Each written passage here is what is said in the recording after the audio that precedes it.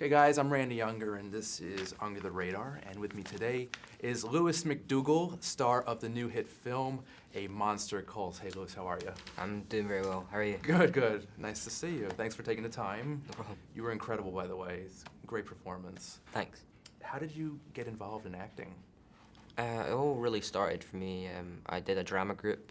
Started a drama group when I was about 9 or 10 with my friends. It was a fun thing. It wasn't anything serious, to be honest. And then I went along to it one day. They were doing an open casting for the first film I did, Pan. So yeah, I ended up getting that role, and through that I got an agent, and yeah, it all sort of came from that, really. Yeah. That's incredible. So what did you think of the novel? Did you read it beforehand? You know, before I got involved with the film, I hadn't actually read the book, but as soon as I got asked to audition, I did immediately go, I sought it out and read it. So that was really the first time I saw what a beautiful story it was, and really attracted me to the film. Nice, nice. So you're very young, obviously. Yeah. Are there any actors who have influenced your work?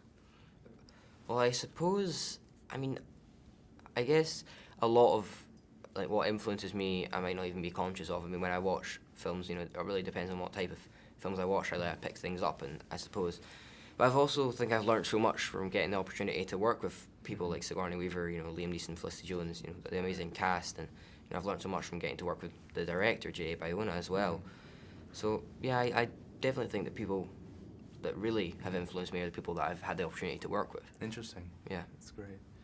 Yeah, this is a very unique film. It's very adventurous, very dark.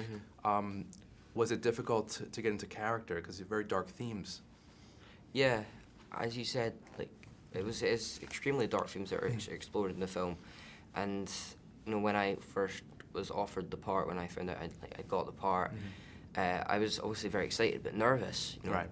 For that reason, the fact that there was a slight doubt in me, would I be able to do this? But at the same time, I was also confident in my own abilities to be able to do it. I think a lot of it goes down to the amazing script that Patrick Ness wrote. Right. A lot of it did come from that. And something that J. Bayona, the director, did was his use of music on the set was was extremely helpful.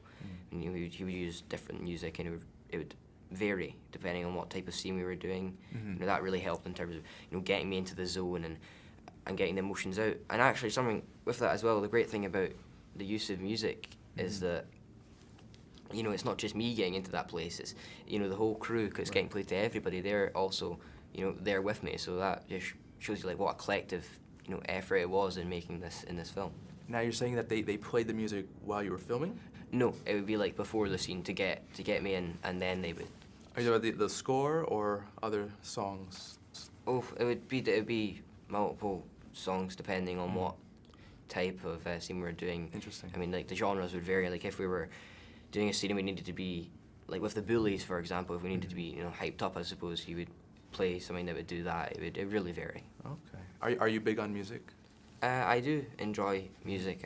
Not any particular genre, just whatever takes my fancy at the time. Yeah. What were some of the challenges during filming?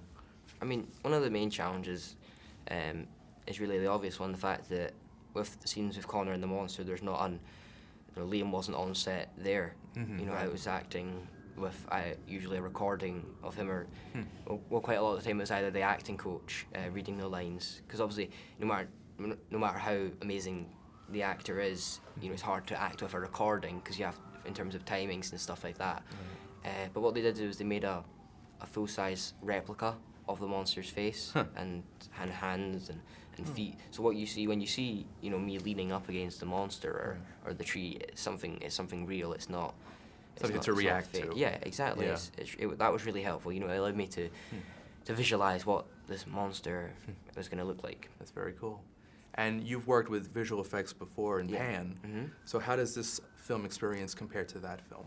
Pan and A Monster Calls are two very different films. Right. Pan, I had a relatively small part, whereas A Monster Calls, I'm the lead. So, there's that, and also I think A Monster Calls contains some very important life lessons. Yeah. Through it's a little deeper. It's a lot deeper. Yeah. Right. Yeah. Safe to say that it is a lot deeper in the, the monster tells Connor these these amazing, you know, fables, these tales that all contain different lessons about life and the troubles. It's awesome.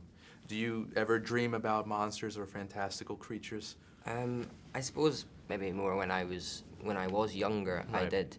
I dream about monsters. I think every kid did. You know, dream about the monster that's, you know, hiding like underneath your bed, that sort of thing. And I definitely think it's healthy sometimes to have your own monsters.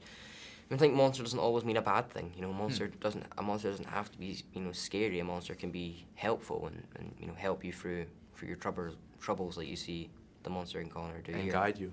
Yeah, exactly. Yeah. So, you've got Sigourney Weaver, you've got Liam Neeson, two of the biggest names in the business.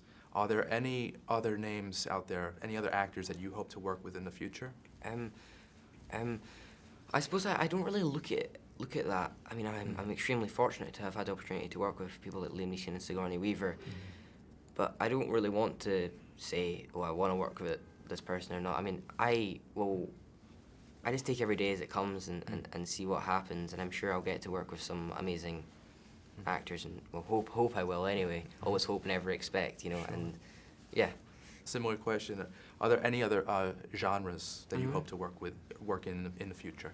Well, I've done 4 films now. I've done 2 films after I've shot All Monster Calls, and I think, you know, doing a variety of different, you know, types of film and types of characters is very important, you know, in keeping things fresh, I suppose. Yeah. That's great. That's great. Did you have to audition for this film? Yeah, I had to audition. What was that process like? Yeah, well, I did one audition in London with the casting director, and then I did a second one where I got to meet the director.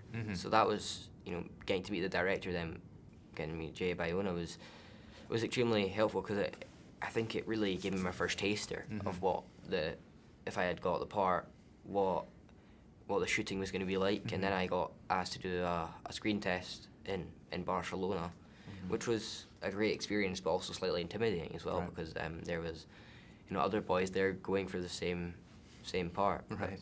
Yeah. So, final question. You are obviously very young. You're 14. Yeah.